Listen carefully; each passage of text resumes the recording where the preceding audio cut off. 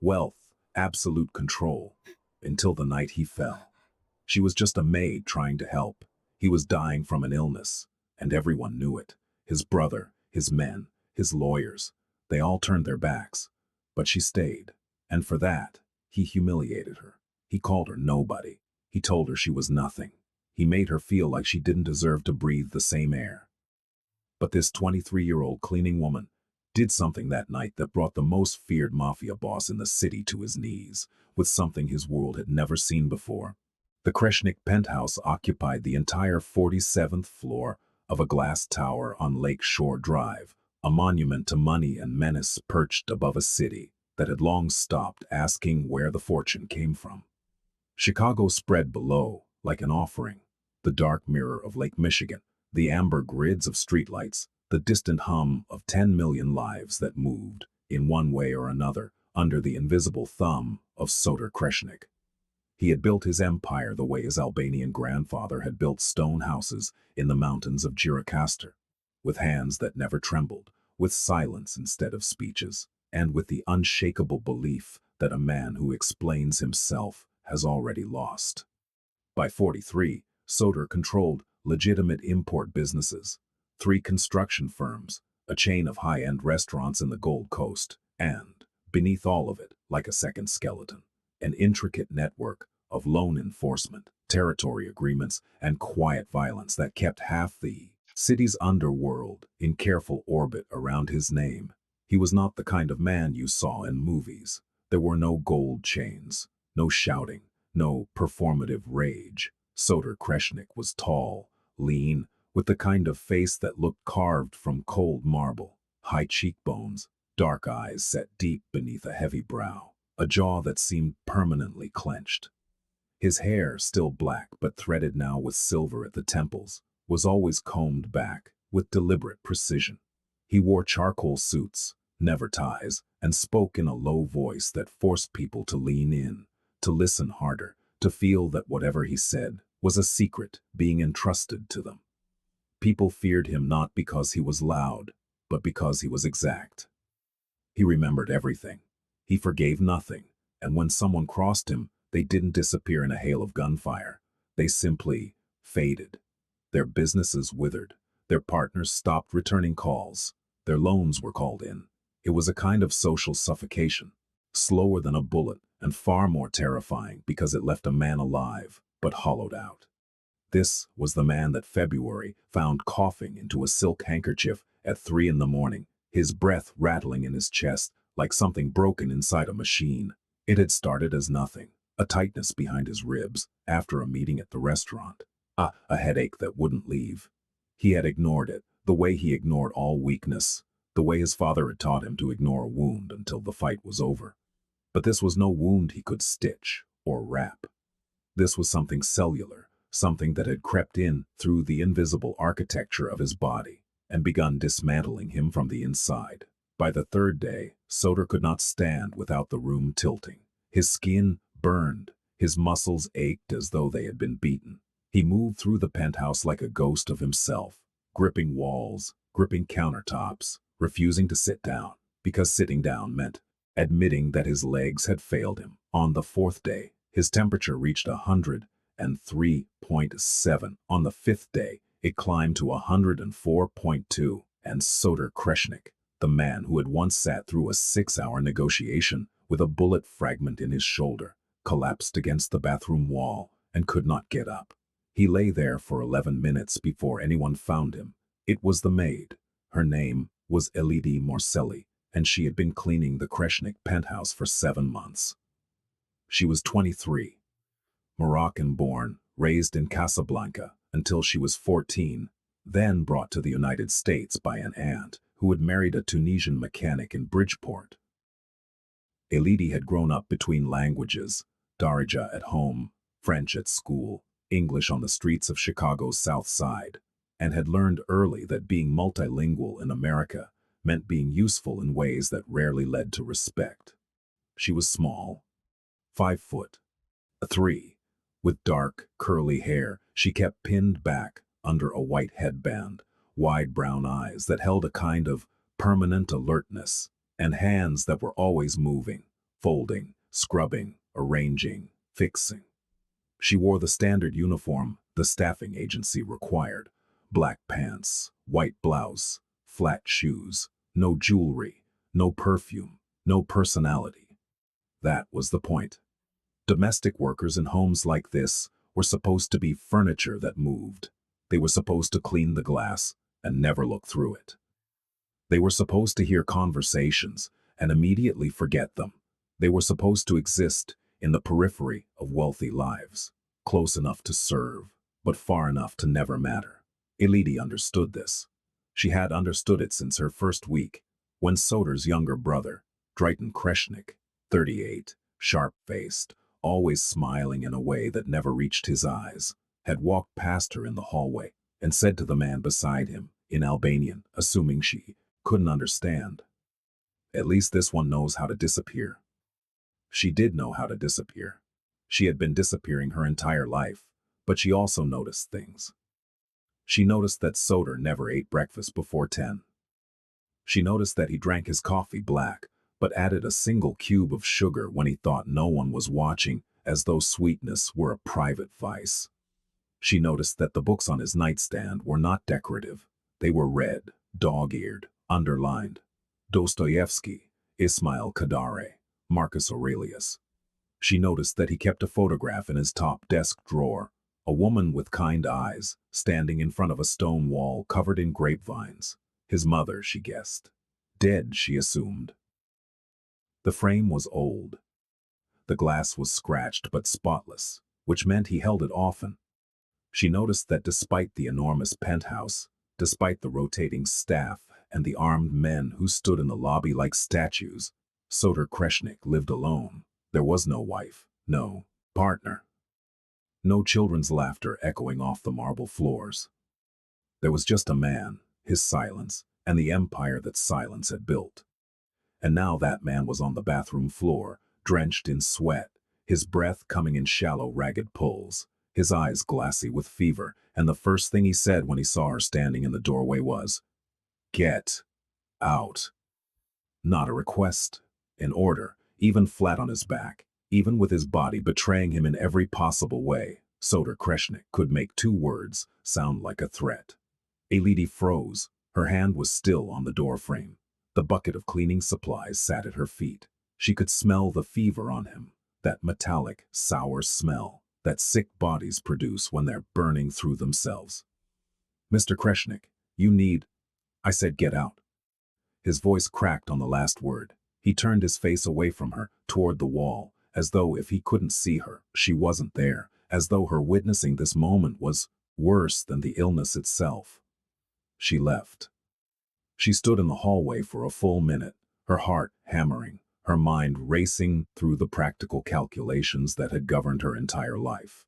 If she called someone, who would come? If she reported this, would she lose her job? If she did nothing, and he died on that bathroom floor, what would happen to her? She went to the kitchen. She boiled water. She soaked a clean towel. She found the thermometer in the first aid kit that someone had stocked and clearly never opened.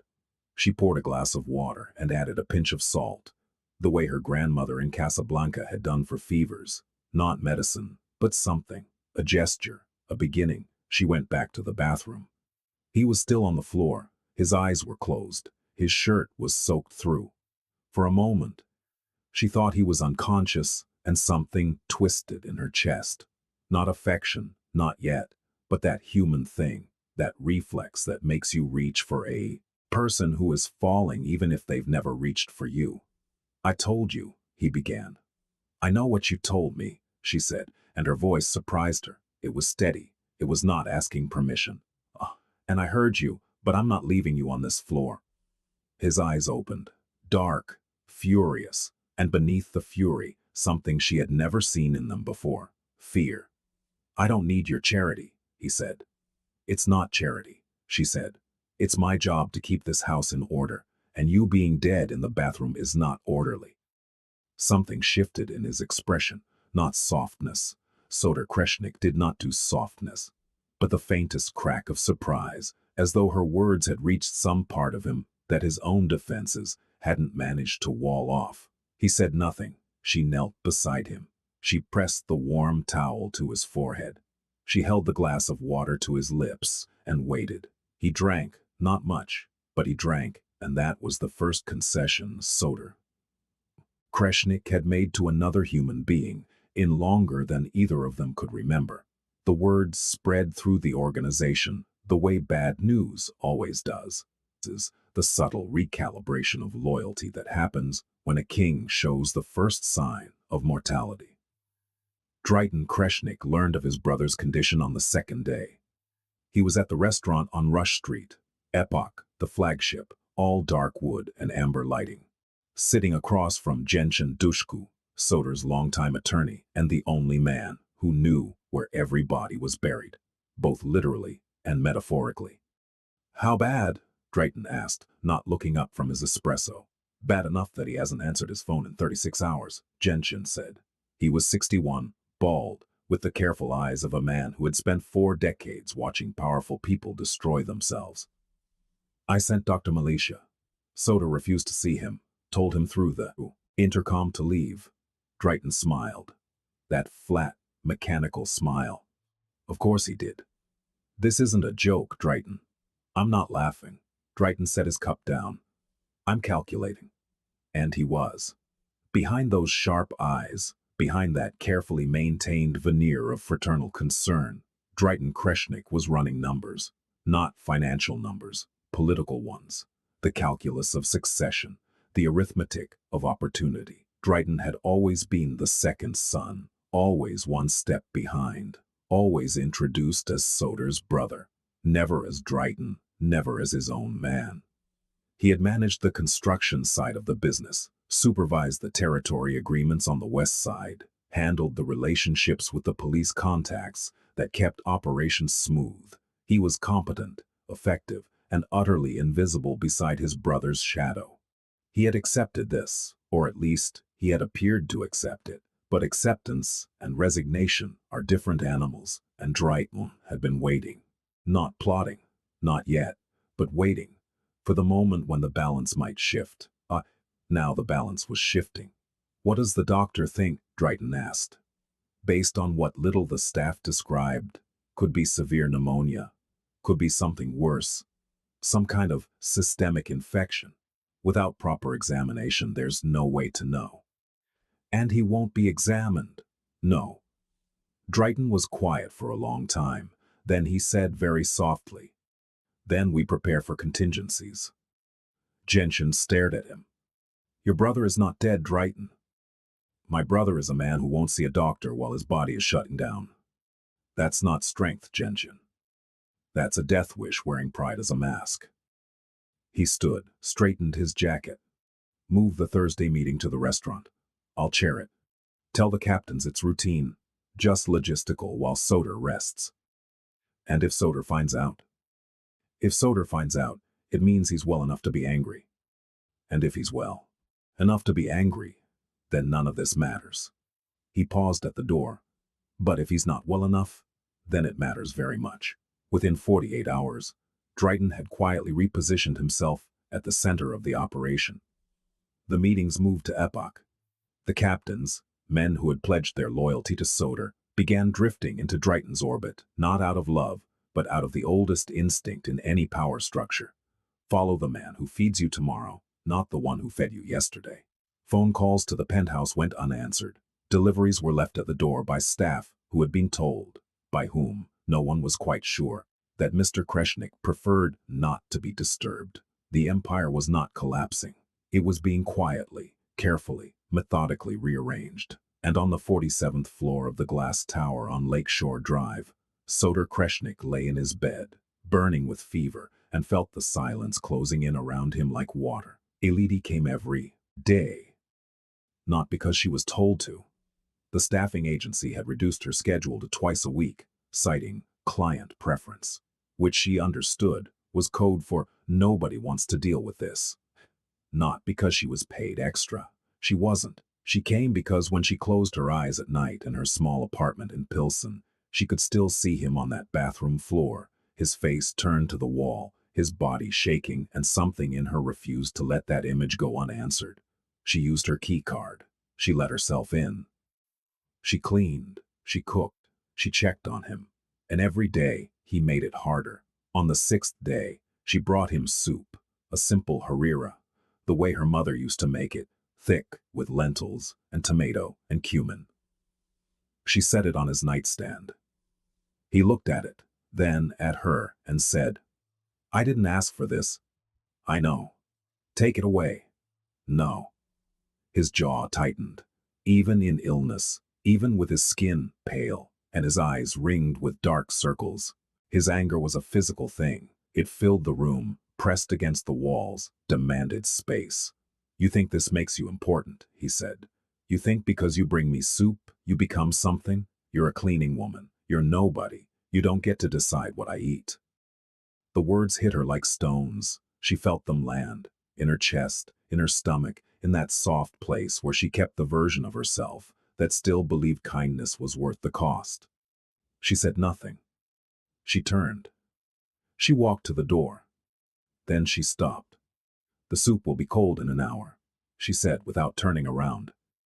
"If you eat it cold, it won't taste as good, but it'll still keep you alive. And I think, Mr. Kreshnik, that staying alive is more important than staying proud." She left. When she came back 2 hours later to retrieve the bowl, it was empty. Neither of them mentioned it. On the seventh day, his fever spiked again. She found him sitting on the outward edge of his bed, gripping the mattress with white-knuckled hands, his body rocking slightly back and forth. A motion she recognized because she had seen her aunt do the same thing during a kidney infection, that involuntary swaying of a body, trying to manage pain it cannot process. "Mr. Kreshnik," she said from the doorway. He didn't look up. "What?" "Your temperature. Let me check." "No." She walked in anyway. She held out the thermometer. He stared at it as though it were a weapon. "I'm not a child," he said.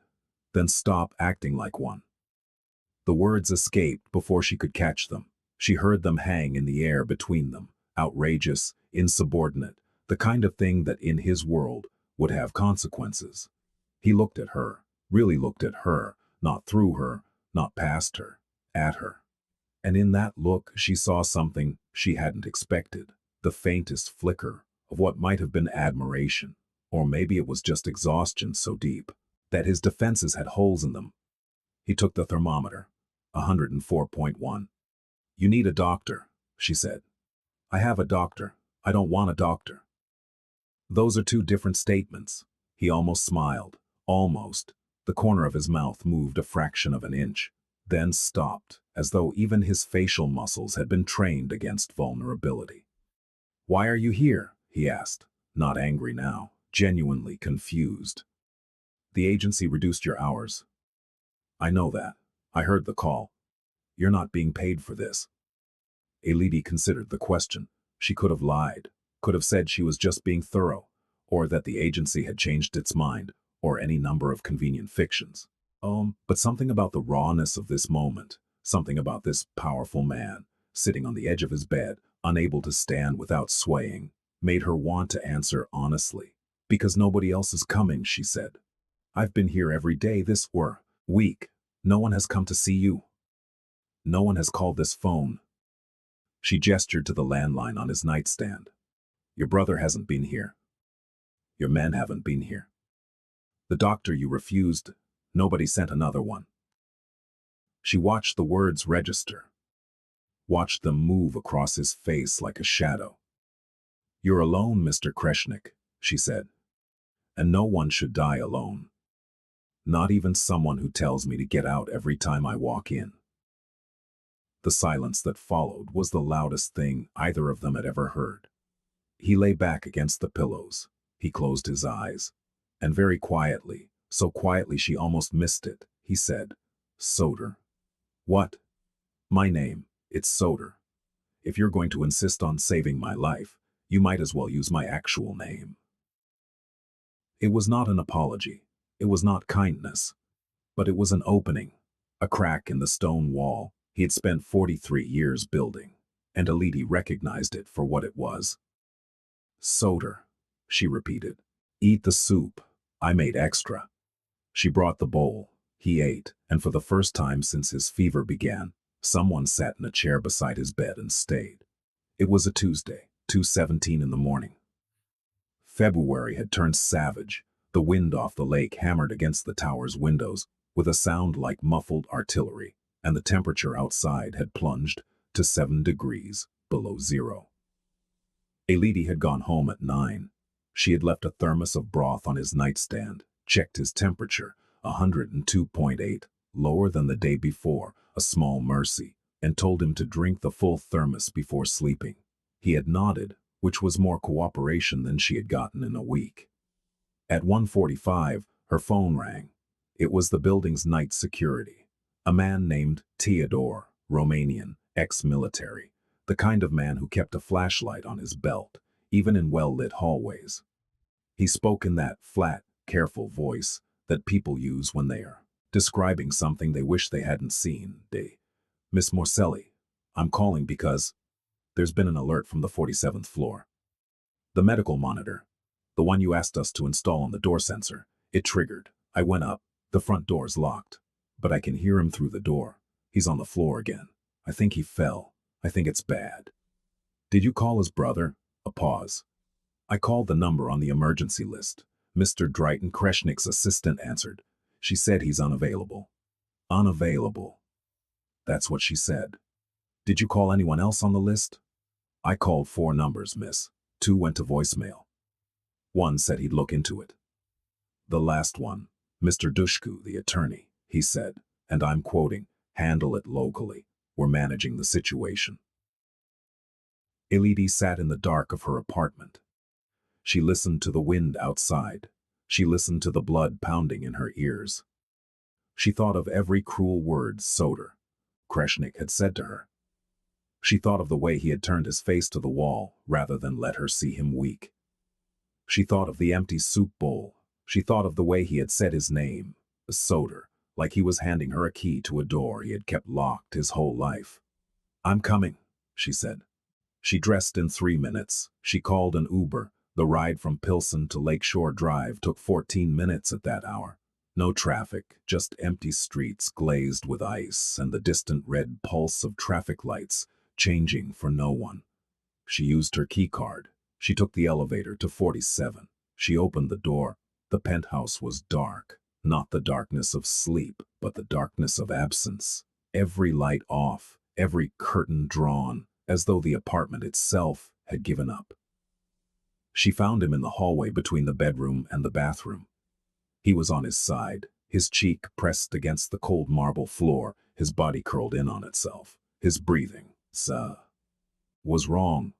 Too fast, too shallow, with a wet, crackling sound on each exhale that she recognized from her aunt's illness. The sound of lungs that were filling. Soder. She dropped to her knees beside him. Her hand went to his forehead. The heat was immense, not the steady burn of the previous days, but something spiking, something desperate. His skin was the color of ash. His lips were dry, cracked, almost blue at the edges. His eyes opened, barely. He looked at her as though from a great distance, as though he were already somewhere else, and she was a figure on a shore he was drifting away from. You came back, he whispered. I told you, no one should die alone. Everyone dies alone. His voice was barely a sound. That's the only honest thing about it. Not tonight, she said. She moved with the focused efficiency of someone who has been preparing for a crisis without knowing it. She pulled blankets from the bedroom and wrapped him where Hiftecaforfo lay, knowing that moving him alone was too risky. His body was too heavy, too fragile, and the wrong kind of fall could break something that was already on the verge of breaking. She elevated his head with pillows. She brought water and held it to his lips, tilting the glass slowly, the way nurses do, the way her grandmother had done for her grandfather in the last months. He drank in small, reluctant sips, his throat working painfully. Then she made a phone call that would, in retrospect, change everything. She did not call Drayton. She did not call Genshin Dushku. She did not call anyone on the emergency list that had already failed him. She called Dr. Irfan Hadjic, Dr. Hadjic was 64 years old, Bosnian-born, a former field surgeon who had worked through the siege of Sarajevo and had later rebuilt his practice in Chicago's Albany Park neighborhood. He treated the immigrant community, the people who couldn't go to hospitals because of their papers, the people who paid in cash and asked no questions. He was not part of Soder's world. He had no connections to the organization. He owed nothing to anyone, and that was exactly why Elidi trusted him. She had met him 2 years ago, when her aunt's husband had fallen at the shop and needed stitches, but was terrified of the hospital. Dr. Hadjic had come at midnight, sutured the wound on the kitchen table, refused payment, and said only, "Call me if you need me again. I don't sleep much anyway." He answered on the second ring, "Dr. Hadjic, it's Elidi Morselli." "The niece, I remember. What happened?" "I have a man. 43. High fever for over a week, possibly higher than 104 tonight. Wet cough, crackling in the lungs. He collapsed. He's conscious but barely. He refuses hospitals." A pause. Refuses or can't? Both. Address? She gave it. She heard him moving already. Keys, a door, the sound of a car starting. 30 minutes, he said. "Keep him warm. Keep him awake. If he stops breathing, call 911. Pride won't matter then." She hung up. She turned back to Soder. His eyes were closed again. His breathing labored, each inhale a small battle. "Soder, stay with me." "Tired," he murmured. "I know, but you don't get to quit. Not yet." "Why not?" It wasn't a question. It was the voice of a man who had surveyed his life from the floor of his own hallway and found it insufficient. "Because you haven't finished your soup," she said, and incredibly, impossibly, the corner of his mouth twitched. Dr. Hadjic arrived in 26 minutes. He was a lean man with wire-rimmed glasses and the unflappable manner of someone who had treated gunshot wounds by candlelight. He examined Soder on the hallway floor with the kind of gentle efficiency that made the enormous penthouse feel, for a moment, like a field hospital. His diagnosis was grim but precise. Bilateral pneumonia. Severe. He's also showing signs of sepsis. The infection has likely entered the bloodstream. His blood pressure is low. His oxygen saturation is dropping. He needs IV antibiotics, fluids, and monitoring. If I had proper equipment, I'd want a chest x-ray, but we work with what we have. Can you treat him here? I can stabilize him. I can start IV antibiotics. I can monitor his vitals through the night. But I'll be honest with you, Miss Morselli. If he doesn't respond to treatment in the next 12 to 18 hours, he needs a hospital." No negotiation. Elidi looked at Soder. He was watching her, not the doctor, her, with those dark, fever-bright eyes. Waiting. Trusting her to make the decision because he no longer trusted himself to make it. "Do it," she said.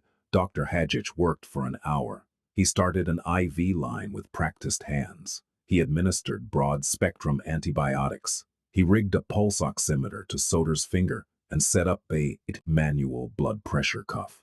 He adjusted the pillows, raised the blankets, and spoke to Soder the way he spoke to all his patients, calmly, directly, without the false cheer that doctors in expensive hospitals used like anesthesia. "You are very sick," Dr. Hadjic told him, "but you are not dead, and you will not be dead tonight if you cooperate. Can you do that?" Soder looked at the old doctor, then at Elidi. "Apparently," he said hoarsely, "I don't have a choice." "You always have a choice," Dr. Hadjic said. "Oda, tonight you're choosing to live. That's a good choice." The doctor left at 4:30 in the morning with instructions for Elidi that covered 3 handwritten pages. Check the IV every 2 hours. Monitor his temperature every 90 minutes. Wake him if his breathing changes. Call immediately if his lips turn blue. Elidi sat in the chair beside him. The penthouse was silent except for the wind and his breathing and the slow drip of the IV. Turn to force 5:15. Soder opened his eyes. "You should go home," he said. His voice was thin, but clearer than before. "I should," she agreed, "but I won't." A long silence. "I was cruel to you," he said, not an apology. He didn't know how to apologize, but an acknowledgement. A man holding up a mirror and not flinching from what he saw. Yes, she said. You were. Why did you come back? She thought about it. The real answer was complicated, a tangle of empathy and stubbornness, and something she couldn't name. Something that had to do with seeing a man who was drowning and recognizing the water because she had been in water like that before. Because cruelty is not a reason to let someone die, she said. And because I think the man who said those things to me isn't the man lying here right now. I think the man who said those things was afraid, and fear makes people say terrible things. He stared at the ceiling. The IV dripped. The wind howled. I have been afraid, he said, my entire life. I just got very good at hiding it. It was the most honest thing Soter Kreshnik had ever said to another human being. And he said it to a cleaning woman who was sitting in a chair in his hallway at 5 in the morning, holding a glass of water she had warmed with her own hands. Elodie said nothing. She didn't need to. She simply refilled the glass, held it out, and waited. He drank. The antibiotics worked, not immediately. Nothing in real medicine is immediate. But by the third day, after Dr. Hadjich's intervention, Soter's fever dropped to 101. By the fifth day, it was 99.4. By the seventh day, the crackling in his lungs had quieted. His color had returned, and he could sit up in bed without the room spinning. Dr. Hadjich came every other day. He was pleased, but cautious. The body recovers, he said, packing his bag after the fourth visit. But so must the mind. He's been, under tremendous physical stress. He'll be weak for weeks. He needs rest. Real rest. He doesn't know how to rest, Elodie said. Then teach him. Teaching Soter Kreshnik to rest was like teaching a storm to whisper. He fought recovery with the same ferocity he had fought everything in his life, as though recuperation were an enemy to be dominated, rather than a process to be trusted. On the first day he could stand, he insisted on walking to his study. He made it halfway down the hall before his legs buckled. Elodie caught him, or rather, she braced herself against the wall and let him lean into her, her small frame somehow absorbing the weight of a man nearly a foot taller, holding him upright with a stubbornness that matched his own. Don't, he said through gritted teeth. Don't tell me to go back to bed. I wasn't going to. I was going to suggest the study can wait, and that the living room sofa is closer. You can sit there and look at the lake and pretend you're working. He looked down at her. She was still bracing him, her hands steady on his arm, her feet planted. There was no pity in her face, no triumph, just that calm, practical intelligence that he was beginning to find more disarming than any weapon. Fine, he said. The sofa. She helped him to the living room. She brought his laptop, his phone, a glass of water. She went back to cleaning, because she was still, nominally, the maid, and the penthouse had accumulated a week's worth of dust and neglect. But something had changed in the geometry of their interactions. He no longer dismissed her when she entered a room. He no longer turned his face away.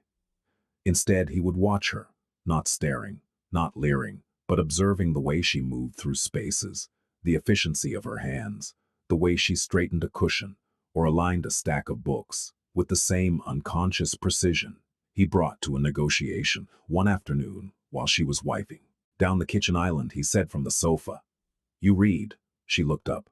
"What?"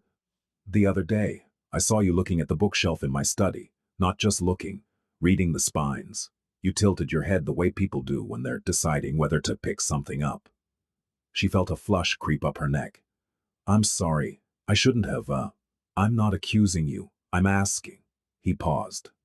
"What do you read?" It was such an unexpected question. This feared man, this lord of violence and silence, asking his maid what books she liked, that Elodie almost laughed, almost. Instead she said, "Novels.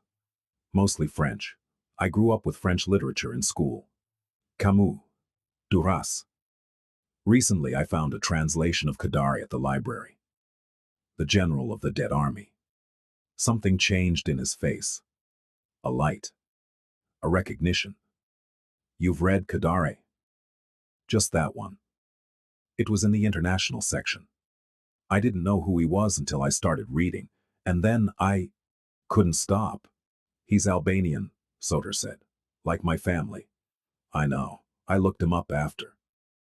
For the first time since she had known him, Soder Kreshnik looked at her with something beyond acknowledgement. It was a kind of wonder, the surprise of finding something valuable in a place where you hadn't thought to look. There's a copy of Broken April on my shelf, he said. Second row. You can borrow it if you want. I want, she said. He almost smiled again. This time, the corner of his mouth moved a full quarter-inch. The days settled into a rhythm. She would arrive in the morning, still technically cleaning, still technically invisible, and the line between her duties and her presence began to blur. She cleaned, yes, she cooked, yes.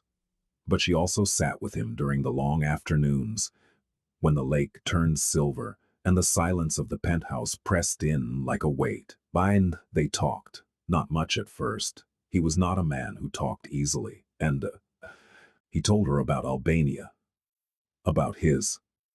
He told her about Albania, about his grandfather's village, about the code of honor that had governed his family for generations.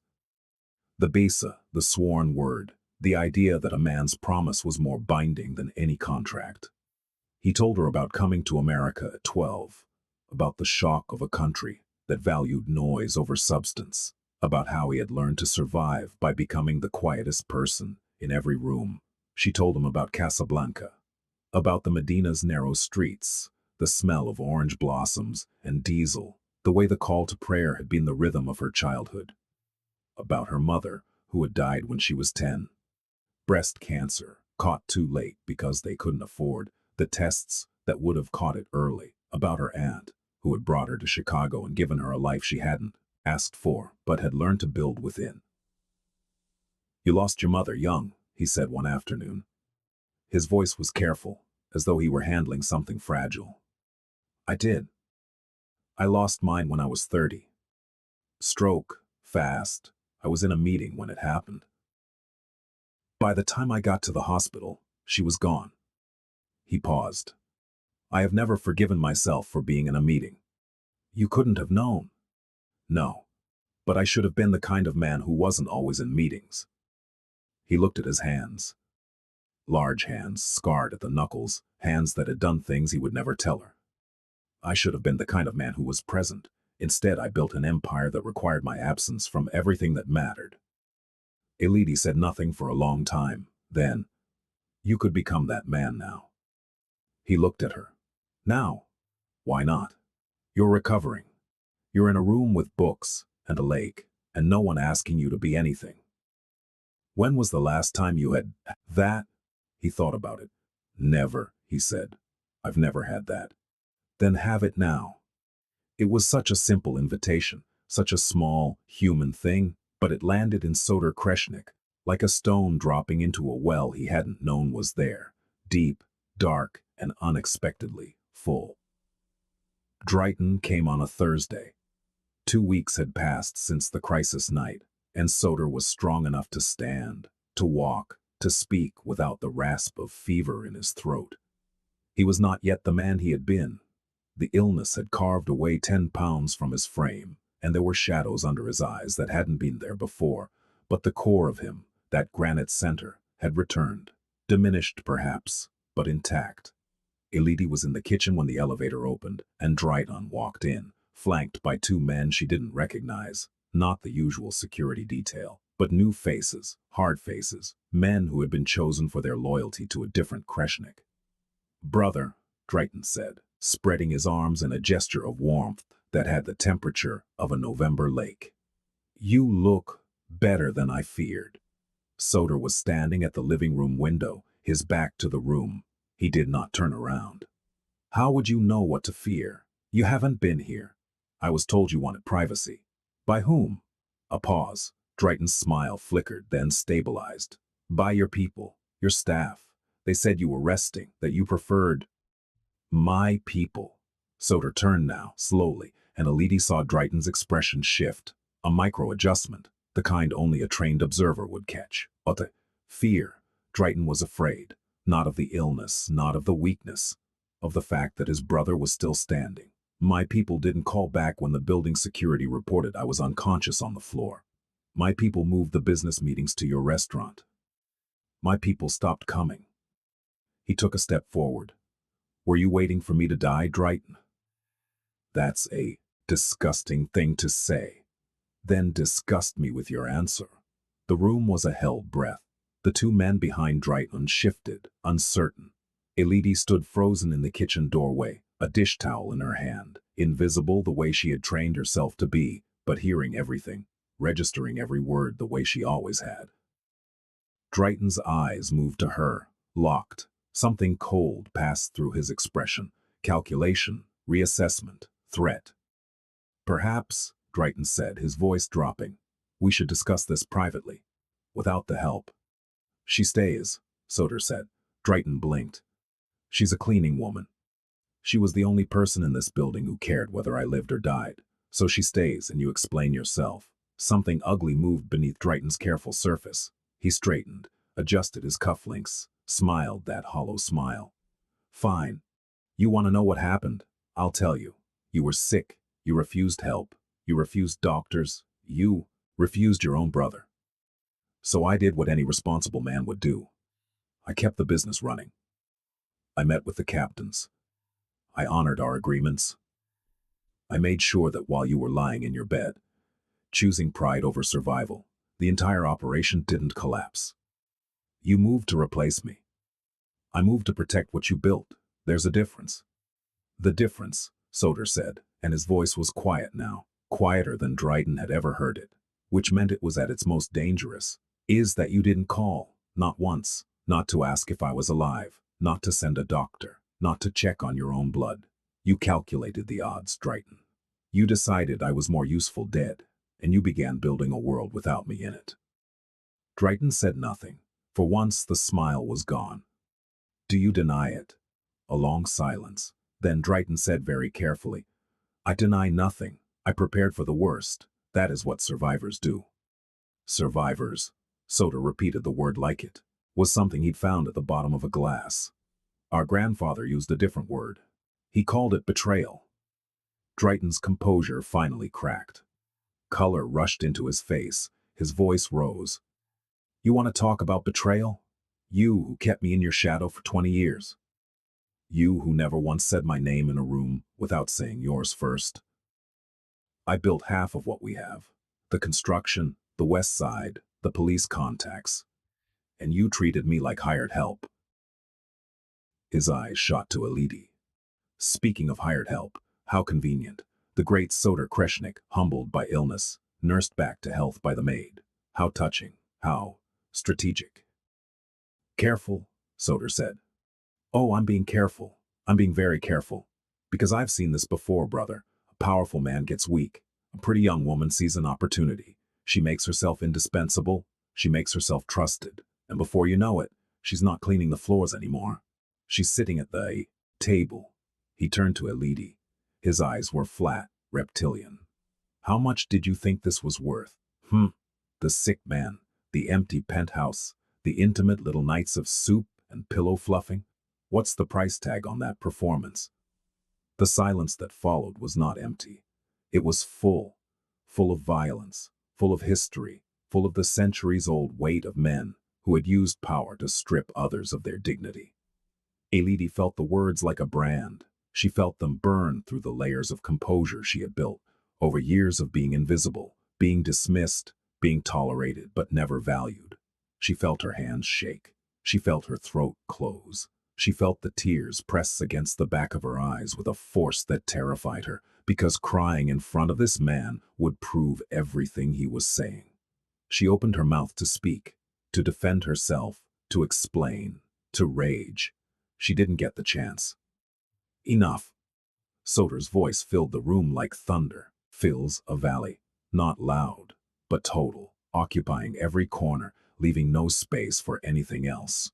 He moved toward his brother with a slowness that was more frightening than speed, because it was controlled, deliberate, and final. You will not speak to her. You will not look at her. You will not say her name. She came to this apartment every day while I was dying.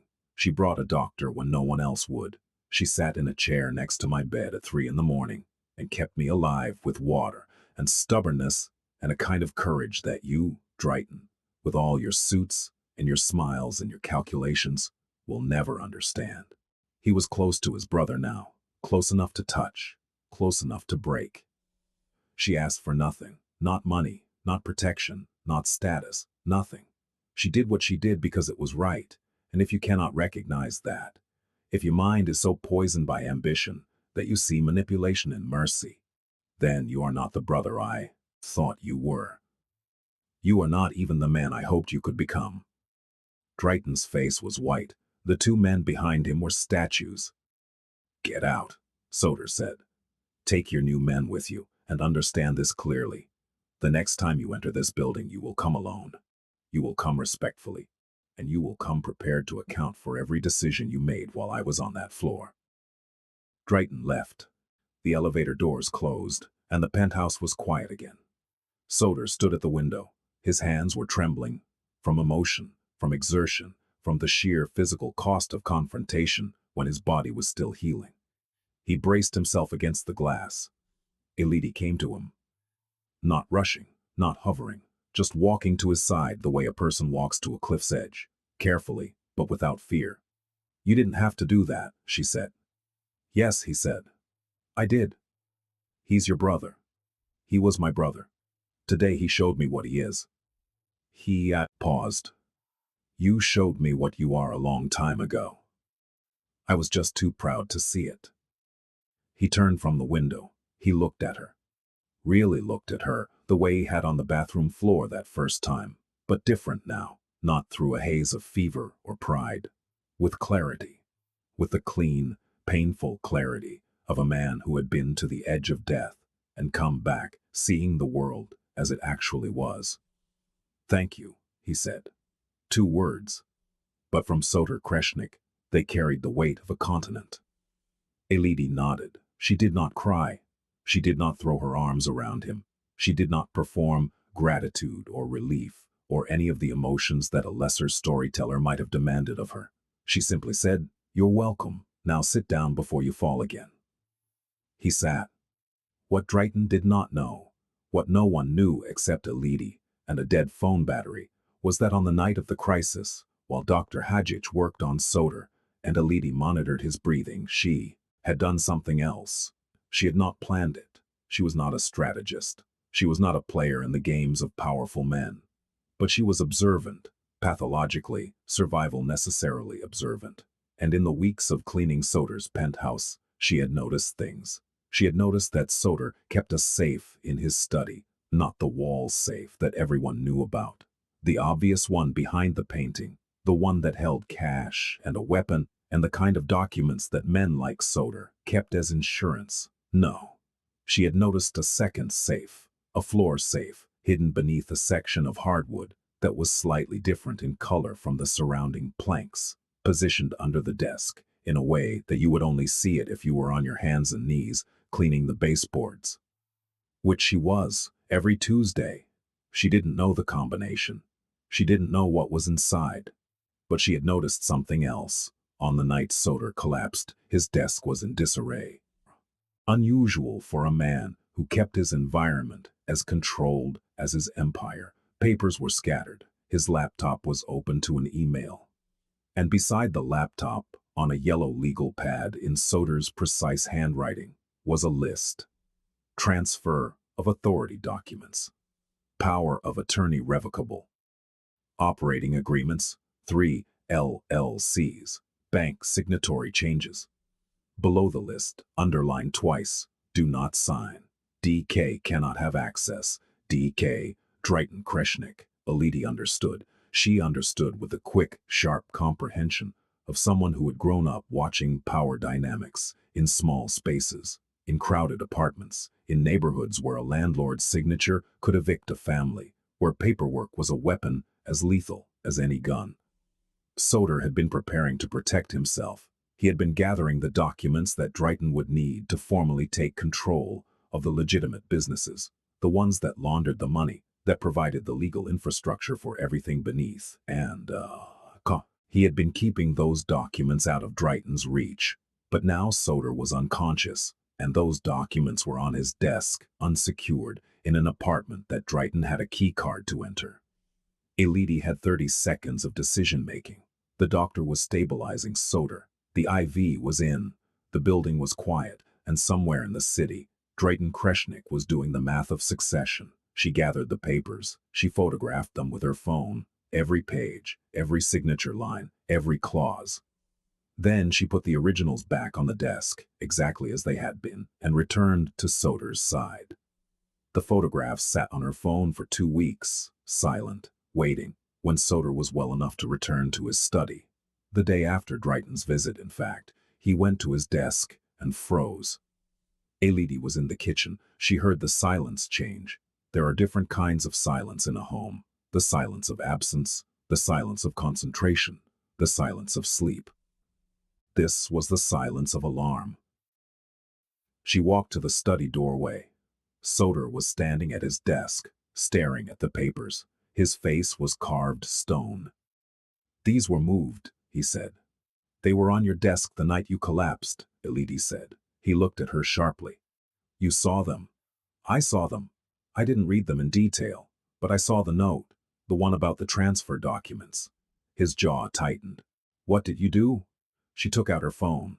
She opened the photo album. She held it out to him. "I photographed everything, every page, in case someone came while you were unconscious and took the originals or altered them. I didn't know what they meant exactly, but I knew they mattered, and I knew you wouldn't want someone else to have them." He scrolled through the photographs, slowly. His expression moved through a sequence she could track: surprise, suspicion, verification, understanding, and then, finally, unmistakably, something that looked, like gratitude so deep it bordered on grief. "These are the operating agreements for the 3 holding companies that control the construction firms," he said quietly. "If Drayton had gotten his hands on these and had them signed by a notary while I was incapacitated, he could have legally restructured the ownership. He could have locked me out of my own businesses." "I know," Elodie said. "I mean, I didn't know exactly, but I understood the shape of it." "The shape of it."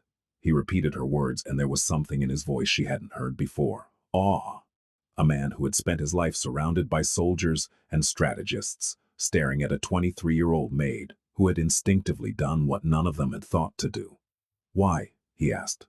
"You could have ignored it. You could have let him take whatever he wanted. It's not your fight." Elodie considered the question the way she considered all important questions, carefully, without hurry. "Because you were helpless," she said. "And taking from someone who is helpless is the worst kind of theft. It doesn't matter who you are or what you've done. No one deserves to be robbed while they're dying." "Oh." He set the phone down on the desk. He pressed his palms flat against the surface, steadying himself, not physically this time, but emotionally, anchoring himself against the current of something he did not know how to feel. "You're remarkable," he said. "And I don't say that to people. I know you don't. What do you want, Elodie? For this? For everything? What can I give you?" And here it was. The moment that would define her in his world. The question that every person in Soder Kreshnik's orbit eventually faced. "What is your price?" "Nothing," she said. He stared at her. "Nothing. Nothing. I didn't do it for payment. I didn't do it for position. I didn't do it so that you would owe me." She held his gaze with a steadiness that startled them both. "I did it because it was the right thing to do. And if you try to pay me for doing the right thing, you'll cheapen it, and you'll cheapen me."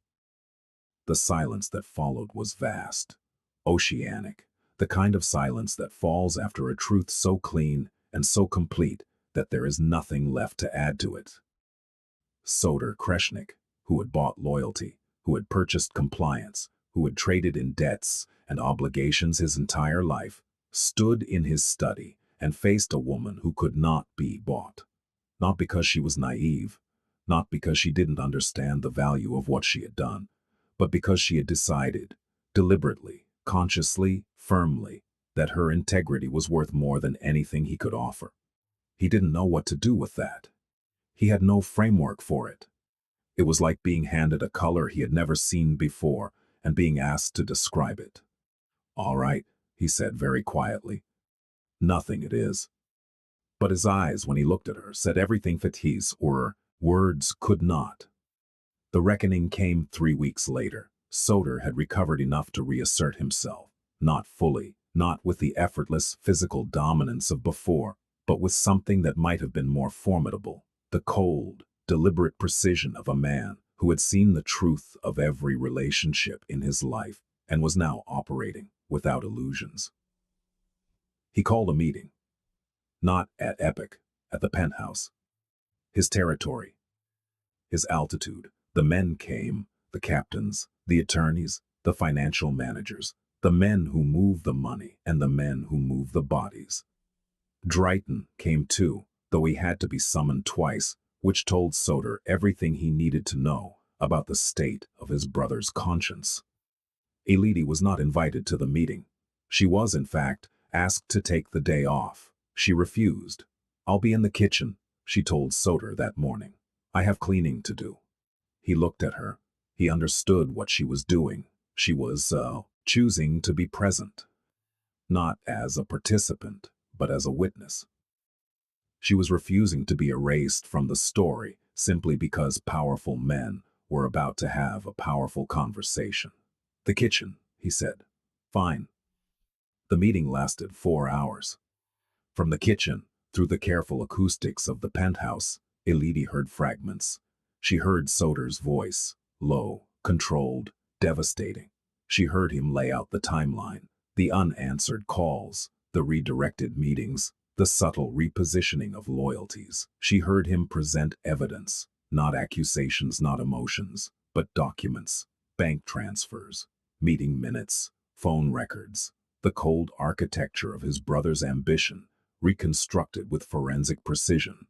She heard Drayton's defense, heard it rise in pitch, in desperation, in the ugly cadence of a man whose carefully constructed narrative was being dismantled in front of the only audience that mattered. She heard the captain's silence, the most telling sound of all, the silence of men who were choosing sides by not speaking. She did not hear the outcome. She did not need to. When the men filed out of the penthouse 4 hours later, some pale, some shaken, all carrying the look of men who had witnessed a power restructure and were recalculating their own positions, Drayton was not among them. He had left an hour earlier, alone. Soder found Elodie in the kitchen, cleaning the same countertop she had been cleaning for 30 minutes. "It's done," he said. "Iffy, what's done?" "Drayton has been removed from all operational roles. He retains his personal assets. I'm not going to impoverish my own brother, but he has no authority, no access, and no seat at any table in this organization." He paused. "He'll keep the apartment in Lincoln Park. He'll keep his cars. He'll keep his dignity, or whatever's left of it. But he is finished." "Is that enough?" she asked, not challenging, genuinely asking. "It's more than he deserves, and less than he fears." He leaned against the kitchen island. "I also made changes to the operating agreements. New signatory requirements. New succession protocols. If anything happens to me, control doesn't default to family. It defaults to a trust administered by Gentian and 2 independent attorneys. Smart? No. Overdue." He was quiet for a moment. Then, "I told them about the photographs." Elodie's hands stopped moving. "You told them?" "Not everything. Not who took them. Just that the documents were secured during my illness by someone I trust. That the evidence of any attempt to alter them would be prosecutable." "You didn't use my name." "No. You told me once that you didn't want to be part of this world." "I'm respecting that." She resumed cleaning. He watched her. "But they'll figure it out," she said. "They're not stupid." "No, they're not. But by the time they do, it won't matter. Because anyone who touches, you will answer to me. And everyone in that room today understands exactly what that means." It was not a romantic declaration. It was not a promise of love or devotion. It was something more fundamental, a rewriting of the rules. In Soder Kreshnik's world, protection was currency. It was the highest form of respect. and he had just extended it, publicly and irrevocably, to a woman who cleaned his floors. "I don't need protection," Elodie said. "I know, you've proven that, but you have it anyway. Consider it the one thing I'm giving you that you can't refuse."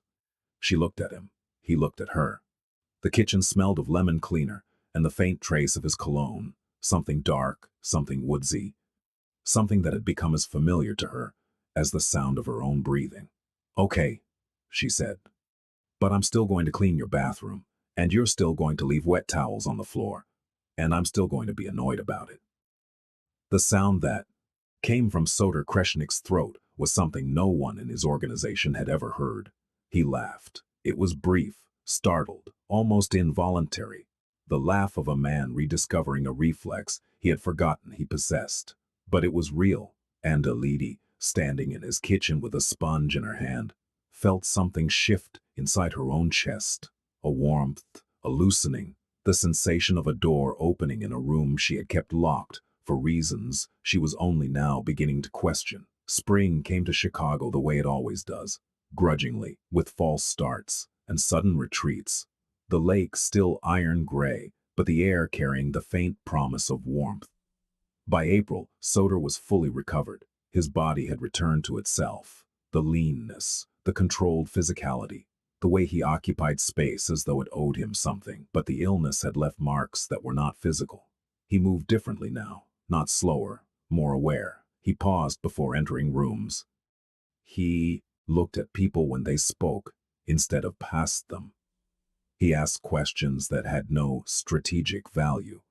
He said please to the doorman, which sent a ripple of bewildered concern through the building staff, who assumed he was either testing them or dying again.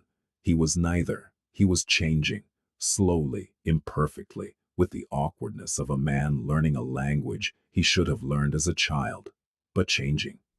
And the catalyst was obvious to everyone who saw them together. Elodie still came to the penthouse, still cleaned, still cooked, but now she also stayed for dinner sometimes, sitting across from him at the long dining table that had never held more than one plate.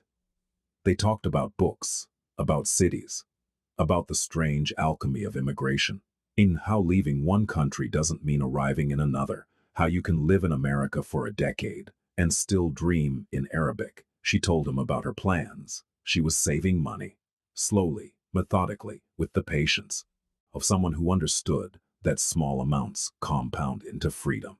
She wanted to go back to school, study public health. She had seen too many people in her community, immigrants, undocumented, uninsured, suffer from conditions that were treatable, preventable, survivable, if only someone had intervened sooner.